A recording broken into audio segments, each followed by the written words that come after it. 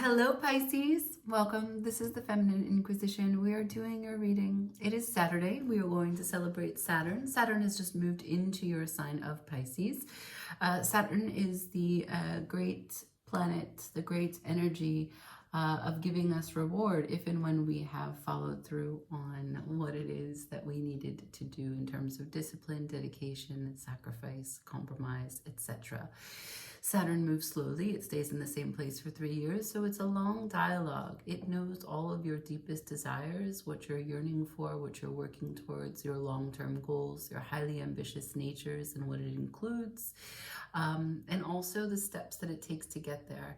So we'll touch base. We'll see what you, we'll do a check-in with the In-Between Tarot, which is an amazing deck. It goes over the cards in their succession, how they relate to each other. So it's the energy that's present in between each individual card in the tarot. So we'll check in with that as an oracle. We'll use the Universal Tarot to get some more specifics on what it is that's cooking for you in your life and what you need to do to get there. And we'll get some advice from the Egyptian Tarot. All right. You'll know if this is your reading by the energy that shows up.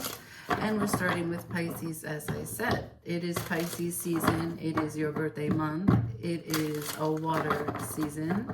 I was doing a meditation for you, and when I immediately closed my eyes, I saw a racket that was made with threads. Like I could see the fibers of the nylon strings. And I can see that you were easily catching whatever it was. The racket wasn't necessarily being used to play a ball game, but rather catch something like a net would. And I could see certain things being caught into the net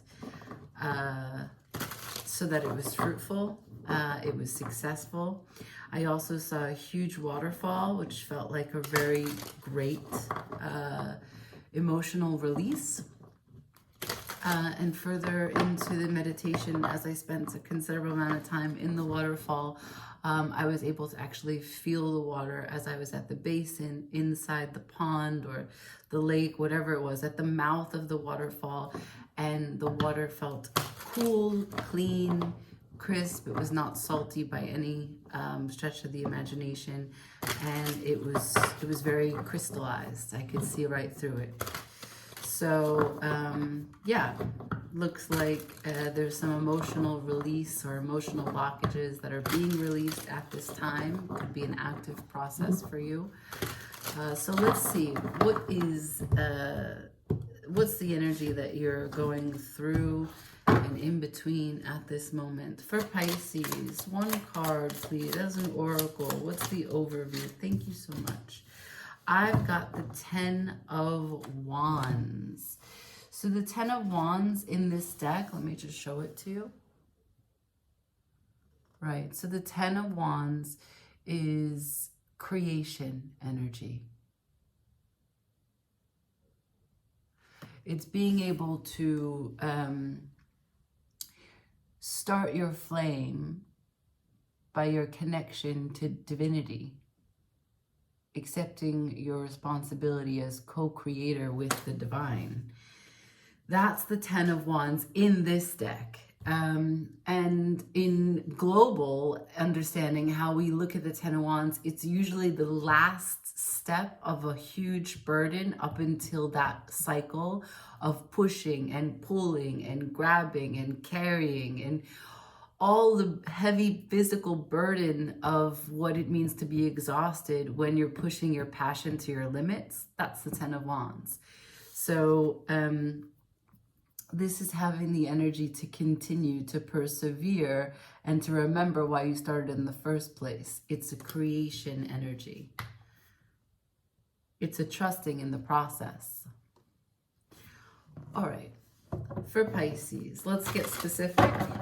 Show me what's Saturn allowing, what's Saturn saying, what is it that they really want? Show me, where is Pisces in their progress? How are they being affected by Saturn at this time? So depending on where you have Pisces, depending on your natal chart where Saturn is, it will be usually relating to that house that Saturn is in, if you're having a Saturn return.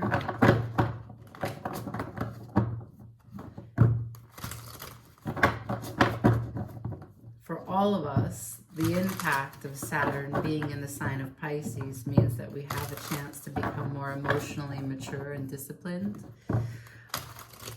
You also could take advantage of that, even though you are a water sign and heavily emotional. For Pisces, please show me, what does Saturn know? What do they want? Ooh, the High Priestess. There you are on the table.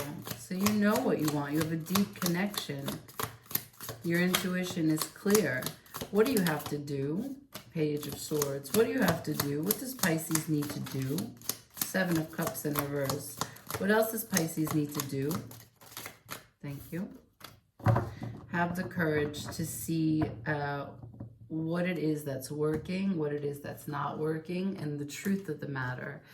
What you need to do is be bold in your decision making and in trusting your decisions, because this Seven of Cups, ordinarily, if it was upright, would be a very good opportunistic moment where you have plenty of options available to you. And this is your fantasy. This is your imagination. These are all the things that you could hope for. There's also a snake there. You can also see some sort of dragon there. Some of these things are nightmarish. They're worst case scenarios. They're fears. So, if and when you constantly give energy to things that perhaps are not what you desire, but what you don't want to desire, we're still working in the law of attraction, in which we're giving energy to something that we don't necessarily want to grow. But the universe doesn't really work in that way. It only understands the intention. It understands your concentration. So if you're thinking about something, but you're really not sure that it's what you want, but you're just worrying, or if you're thinking about things and you're not really believing that they can work, but you're just kind of like, well, I'll just see where this goes, that still is too vague for the manifestation of that cup or whatever it is that we're talking about.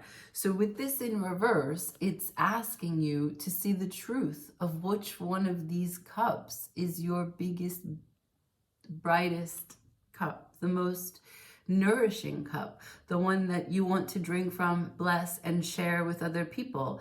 This is like an aha moment. This is a awakening of what is most important to you and what is most realistic in terms of your efforts, the fruits of your labor, right?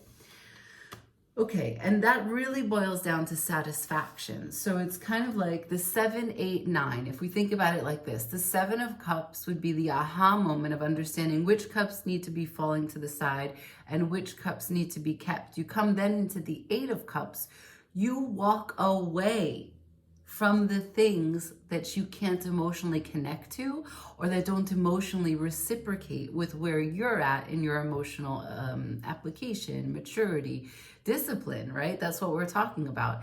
Which then you, after you walk away in the 8 of Cups, you come back into the 9 of Cups, which means you found your 9th cup, which is that you know how to give yourself emotional contentment. You know how to please you. And you don't need to wait on anyone, right? Your happiness or your contentment, your satisfaction, which is way more than happiness, is totally within, not without.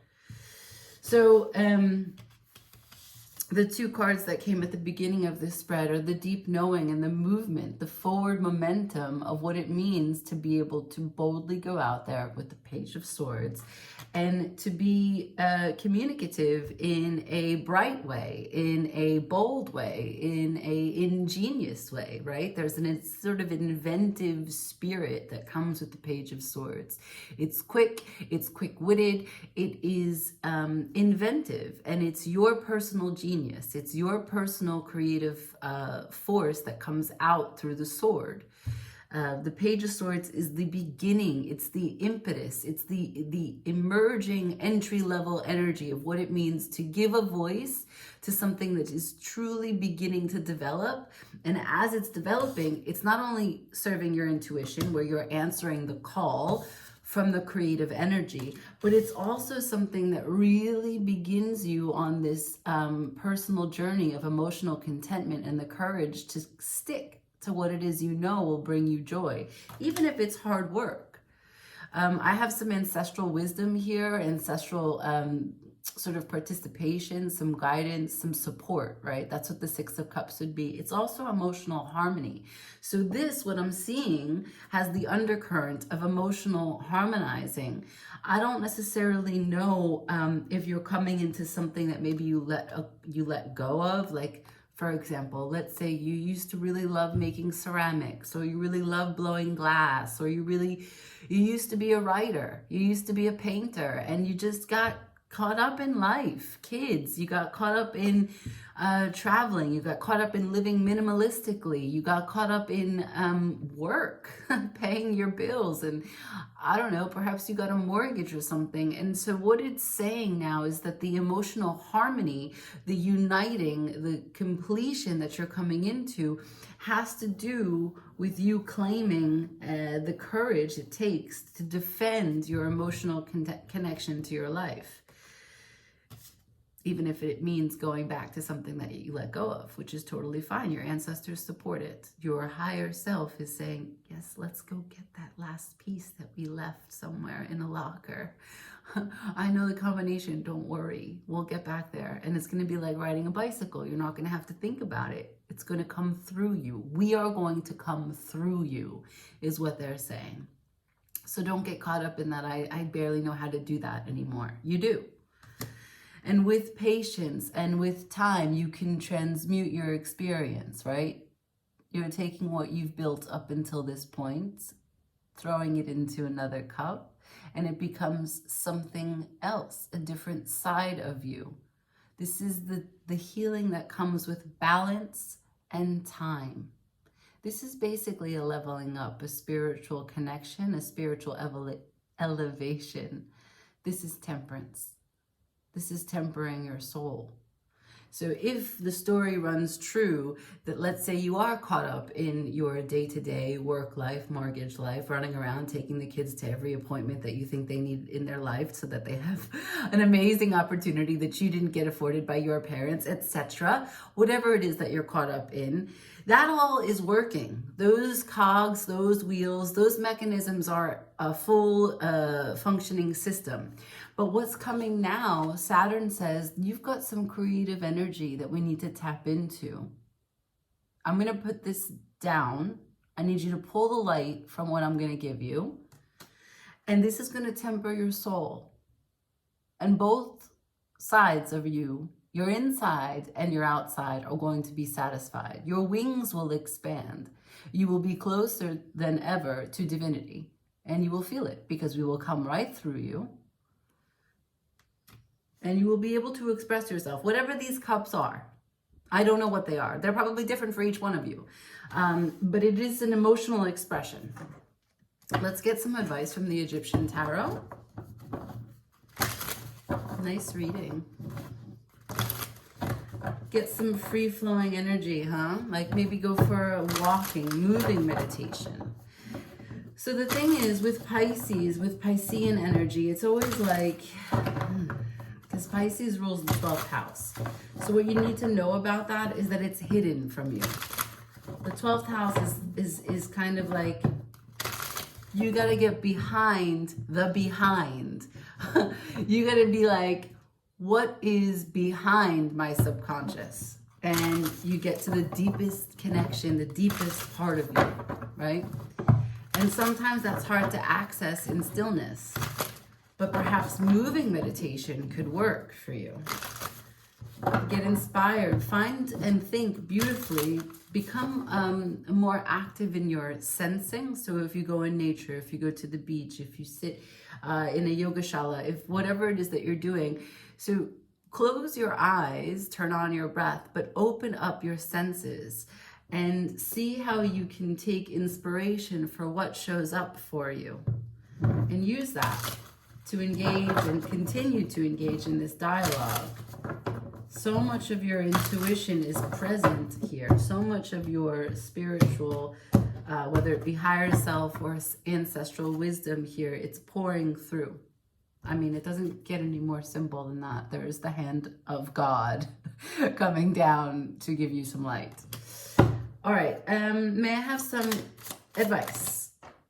Wow, some advice for Pisces, please. Some advice for Pisces. I have an 8 of Wands. Anything else to accompany that action? What do you want to tell me about that communication? Advice for Pisces, please, Spirit. Anything more? No. Okay. So, like I told you, the 8 of Wands followed by the Page of Swords. That's 2 times you have the Page of Swords. So, yes, you could be a painter. Yes, you could be into ceramics. But I'm going to say many of you have a story to tell. A story to tell that you can only tell as you have lived through it. You have a very unique perspective and maybe even a unique way in which you tell stories. The writing itself, the prose, the poetry, the musical way in which you have flowery language, the way that you describe something, even maybe the way you're so dry and you make it very funny. This is what's coming through here. So I have communicate that wit that you have, that sword that you have for a tongue, for storytelling. And when you do, you have temperance again. Oh, come on. It's so good. When you do tell this story, you will have your wings alighted. Yeah? So, really spiritual moment for you. A lot of spiritual elevation, a lot of creative creation energy, a lot of ancestral wisdom and intuition coming through at this point, setting you into the forward movement of the Page of Swords. And I leave it there. I think this is a really good opportunity for you to listen to what it is that you're saying within. The voice of your own heart. You are the only person that you can talk to. So do it. And wait for the answer. Like, share, comment. Everybody thumbs up. Ciao. Subscribe.